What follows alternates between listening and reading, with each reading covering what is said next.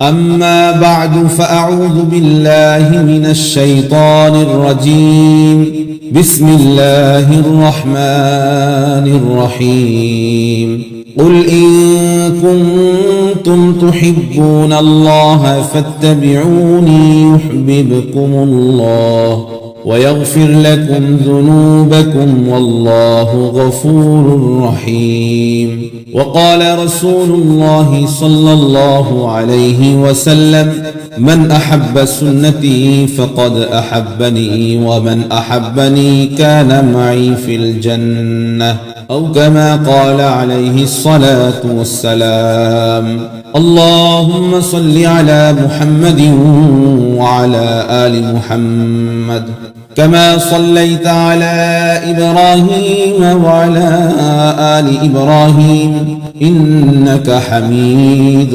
مجيد اللهم بارك على محمد وعلى آل محمد كما باركت على إبراهيم وعلى آل إبراهيم إنك حميد مجيد محترم حاضرين সর্বপ্রথম রব্বে করিমের দরবারে আমরা সকলেই শুকরিয়া আদায় করি যে মহান আল্লাহ রব্বুল আলামিন আপনাকে আমাকে দুনিয়ার ফিতনা ফাসাদ থেকে ফারিগ করে পবিত্র জুমার দিন রব্বে করিমের হুকুম আদায়ের লক্ষ্যে মসজিদে আসার এবং বসার কিছু আলোচনা করার এবং শোনার তৌফিক দান করলেন।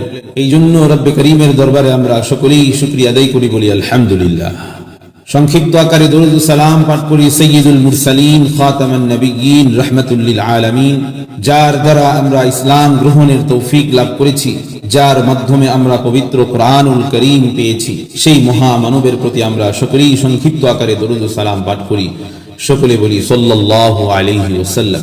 সম্মানিত হাজিরিন, আল্লাহ এবং আল্লাহর রাসূলকে মুহাব্বত করা, ভালোবাসা প্রতিটি মুসলমানের উপর অপরিহার্য কর্তব্য। এটি প্রতিটি মুমিনের ঈমানের একটা অংশ।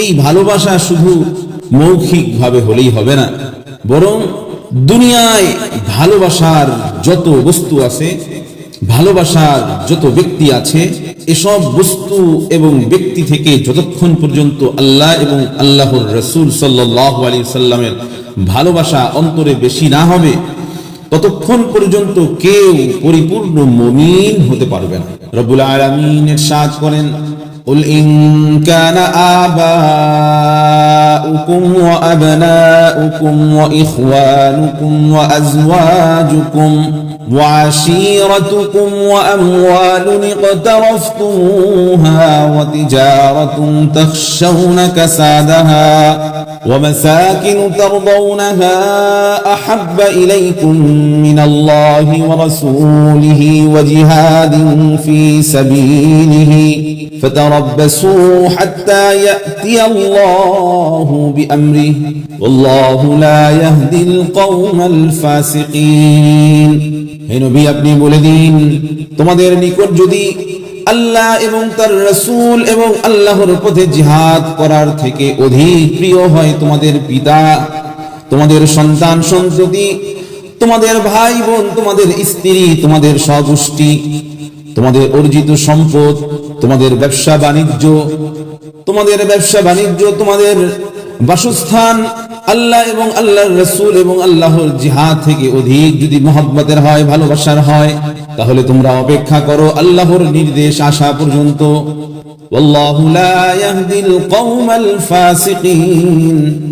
আল্লাহ সত্যত্যাগী সম্প্রদায়কে সৎ পথ প্রদর্শন করেন না। রাসূল করিম সাল্লাল্লাহু আলাইহি ওয়াসাল্লাম ইরশাদ করেন, লা ইউমিনু আহাদুকুম হাত্তা আকুনা আহাব্বা ইলাইহি মিন ওয়ালিদিহি ওয়া ওয়ালাদিহি ওয়ান নাসি আজমাইন।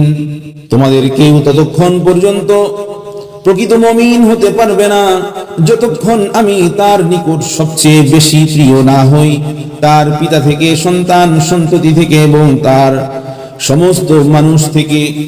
এই আয়াত এবং হাদিস দ্বারা বোঝা যায় যে প্রকৃত মুমিন হতে হলে আল্লাহ এবং আল্লাহর রাসূলের প্রতি সর্বাধিক ভালোবাসা অন্তরে পোষণ করতে হবে। সাহাবায়ে কেরাম রাদিয়াল্লাহু তাআলা আনহুম আল্লাহ এবং তার রাসূলের প্রতি ভালোবাসার যে দৃষ্টান্ত স্থাপন করেছেন, পৃথিবীর ইতিহাসে এর কোনো দৃষ্টান্ত খুঁজে পাওয়া যায় না। তারা তাদের প্রাণের চেয়ে নবী সাল্লাল্লাহু আলাইহি ওয়াসাল্লামকে বেশি ভালোবেসেছেন, ধন সম্পদের চেয়ে বেশি ভালোবেসেছেন, সন্তান সন্ততির চেয়ে বেশি ভালোবেসেছেন। এক কথায় দুনিয়ার সকল বস্তু, সকল ব্যক্তি থেকে তারা নবী সাল্লাল্লাহু আলাইহি ওয়াসাল্লামকে অধিক ভালোবেসেছেন। সম্মানিত মুসলিম ভাইয়েরা, প্রিয় নবী সাল্লাল্লাহু আলাইহি ওয়াসাল্লামের প্রতি সাহাবায়ে কেরামের যে অসাধারণ ভক্তি, আনুগত্য এবং ভালোবাসা ছিল, তা অতুলনীয়। হুদাইবিয়ার সন্ধির সময় মক্কায় পৌত্তলিকদের পক্ষ থেকে দূত হিসাবে এসেছিলেন উরওয়া ইবনে মাসউদ সাকাফি। সে হুজুর সাল্লাল্লাহু আলাইহি ওয়াসাল্লামের মহান দরবারে যে বিস্ময়কর দৃশ্য দেখেছে তার বিবরণ দিয়েছিল মক্কাবাসীর নিকট এভাবে। মক্কায় গিয়ে সে ঘোষণা করতেছিল, কুরাইশ ভাই সকল, আমি দুনিয়ার বড় বড় রাজা বাদশার দরবারে গিয়েছি, রোম সম্রাট, পারস্য সম্রাট, আবিসিনিয়ার বাদশা সহ বহু বড় বড় দরবার দেখেছি, কিন্তু মুহাম্মদ সাল্লাল্লাহু আলাইহি ওয়াসাল্লামের দরবারে যা দেখেছি পৃথিবীর কোথাও তা দেখিনি। মুহাম্মদ সাল্লাল্লাহু আলাইহি ওয়াসাল্লাম থুতু ফেললে তার ভক্তরা হাত পেতে নিয়ে গায়ে এবং মুখমণ্ডলে মেখে নেয়। তিনি উযু করলে তার ব্যবহৃত পানি এক ফোঁটা লাভের জন্য তারা এমন প্রতিযোগিতা করে যেন লড়াই করছে। তিনি কোনো আদেশ দিলে, মুহাম্মদ সাল্লাল্লাহু আলাইহি ওয়াসাল্লাম যখন কোনো আদেশ করে, প্রত্যেকেই সবার আগে সেই আদেশ পালনে সচেষ্ট হয়। তার সম্মুখে কোনো লোক উচ্চ স্বরে কথা বলে না, তার প্রতি পূর্ণ দৃষ্টিতে কেউ তাকায় না। সাহাবায়ে কেরামের নবীর প্রতি ভালোবাসার এমন হাজারো ঘটনা হাদিস শরীফের মধ্যে বর্ণিত রয়েছে। রাসূল করিম সাল্লাল্লাহু আলাইহি ওয়াসাল্লাম একবার তার মোবারক শরীরে সিংহা লাগিয়েছিলেন, এতে কিছু রক্ত বের হয়। এই রক্ত তিনি হযরত আব্দুল্লাহ ইবনে জুবাইর রাদিয়াল্লাহু তাআলা আনহুর হাতে দিয়ে বললেন, কোথাও দাফন করে দাও। আব্দুল্লাহ ইবনে জুবাইর রাদিয়াল্লাহু তাআলা আনহু তা নিয়ে গেলেন। কিছুক্ষণ পর যখন ফিরে আসলেন, তখন হুজুর সাল্লাল্লাহু আলাইহি ওয়াসাল্লাম তাকে জিজ্ঞেস করলেন, কি করেছো? আব্দুল্লাহ ইবনে জুবাইর রাদিয়াল্লাহু তাআলা আনহু বললেন, আমি তা পান করে ফেলেছি, আমি তা খেয়ে ফেলেছি।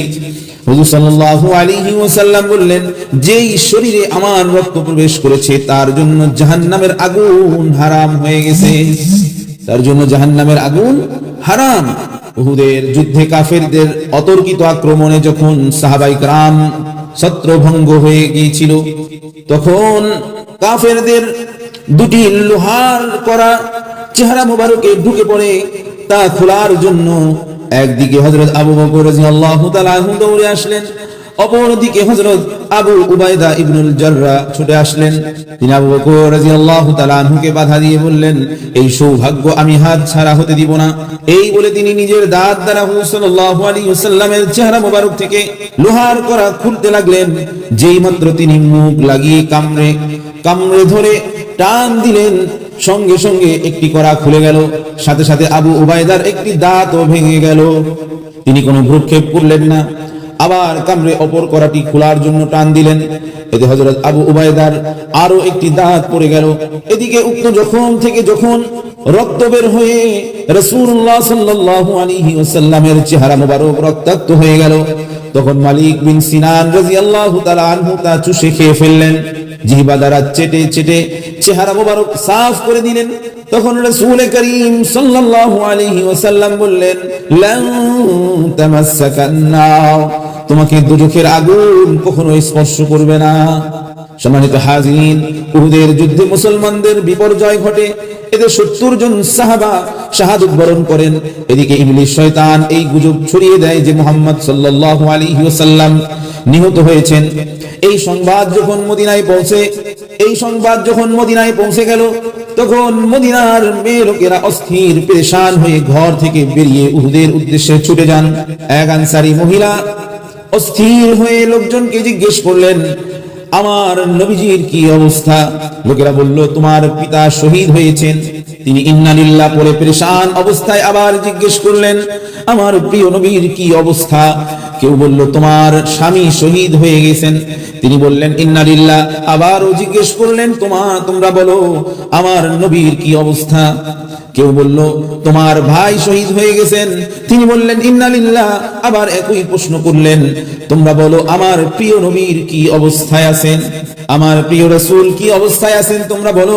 এভাবে এক পর্যায়ে যখন তাকে বলা হলো হুজুর সাল্লাল্লাহু আলাইহি ওয়াসাল্লাম ভালো আছেন, তিনি মদিনায় আসছেন এবং ওই দেখা যায় বলে একজন ইশারা করে তাকে দেখালেন।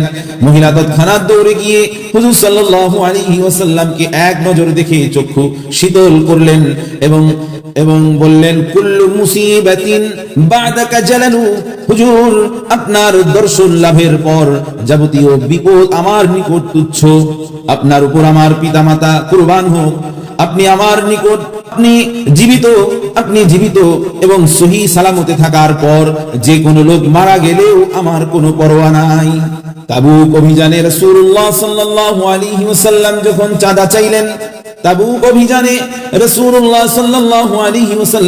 চাঁদা চাইলেন, তখন প্রত্যেকেই নিজ নিজ সামর্থ্য অনুযায়ী চাঁদা দিলেন।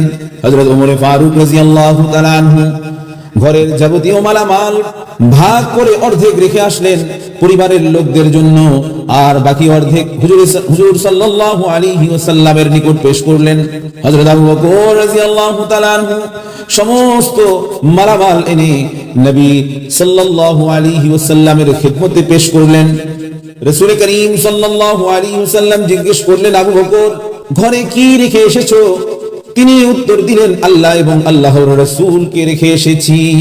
তিনি প্রমাণ করলেন নিজের জান মালের চাইতেও আল্লাহ এবং তার রাসূলই তার নিকট বেশি প্রিয়। উহুদের যুদ্ধে যখন কাফেরগণ চতুর্দিক থেকে বৃষ্টির ন্যায় তীর নিক্ষেপ করছিল, তখন হযরত আবু দাজানা রাদিয়াল্লাহু তাআলা আনহু কাফেরদের দিকে পিঠ করে হুজুর সাল্লাল্লাহু আলাইহি সাল্লামের দিকে মুখ করে এমন ভাবে দাঁড়িয়ে যান যে তার পুরো দেহকে তিনি ঢাল হিসাবে পেশ করেন। এমন কঠিন সময়ও হুজুরের দিকে পিঠ করে দাঁড়াবেন, এতটুকু বেয়াদবি তিনি পছন্দ করেননি। যুদ্ধ শেষে দেখা গেল তার শরীরে 70টি বা 80টি তরবারি এবং বল্লমের আঘাতের চিহ্ন বিদ্যমান রয়েছে। এই হলো সাহাবায়ে কেরামের নবী প্রেমের এক ঝলক মাত্র। যেমনি ভাবে হুজুর সাল্লাল্লাহু আলাইহি ওয়াসাল্লাম খাতামুন নবিয়্যিন ছিলেন, এমনি ভাবে ভালোবাসাও তার উপর খতম হয়েছে, আর সাহাবায়ে কেরাম দ্বারা ইশক খতম হয়েছে। সাহাবায়ে কেরাম যেমনি ভাবে রাসূলুল্লাহ সাল্লাল্লাহু আলাইহি ওয়াসাল্লামকে মুহাব্বত করেছিলেন, নিজের জীবনের চেয়েও বেশি ভালোবেসেছেন, নিজের জীবনের চাইতেও রাসূলকে বেশি ভালোবেসেছিলেন, তেমনি ভাবে তার সুন্নত আদর্শকে আঁকড়ে ধরেছিলেন। জীবনের সকল পর্যায়ে কোন জালিমের জুলুম, কোন অত্যাচারীর অত্যাচার, কোন তিরস্কারীর তিরস্কার, কোন কিছুই তাদেরকে নবীর সুন্নাহ থেকে এক মুহূর্তের জন্য তাদেরকে বিরত রাখতে পারেনি। একেই বলা হয় ইশকে রাসূল, রাসূল প্রেম। সম্মানিত হাজির, কবি সুন্দর বলেছেন, কবি বলেছেন, তু কুজা মান কুজা সুন্নতে আহমদ কুজা। তুমি কোথায়, আমি কোথায়, আর মুহাম্মদ সাল্লাল্লাহু আলাইহি ওয়াসাল্লামের সুন্নত কোথায়? মুহাম্মদ সাল্লাল্লাহু আলাইহি ওয়াসাল্লামের সাথে তোমার কি সম্পর্ক?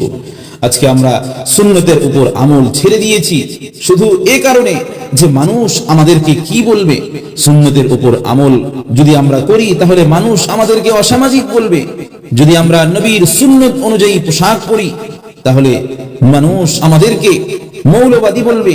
সম্মানিত হাজিরিন, আশিকে রাসূল ছিলেন সাহাবায়ে কেরাম। তাদের রাসূলের প্রতি যে ভালোবাসা ছিল, এইরকম ভালোবাসা আমাদের অন্তরের মধ্যে নিয়ে আসতে হবে। রাসূলের আদর্শ অনুযায়ী আমাদেরকে চলতে হবে। আল্লাহ রাব্বুল আলামিন আমাদের সকলকে সহিহ দ্বীনের উপরে আমল করার তৌফিক দান করুন। ওয়া আখির দাওয়ানা আলহামদুলিল্লাহি রাব্বিল আলামিন।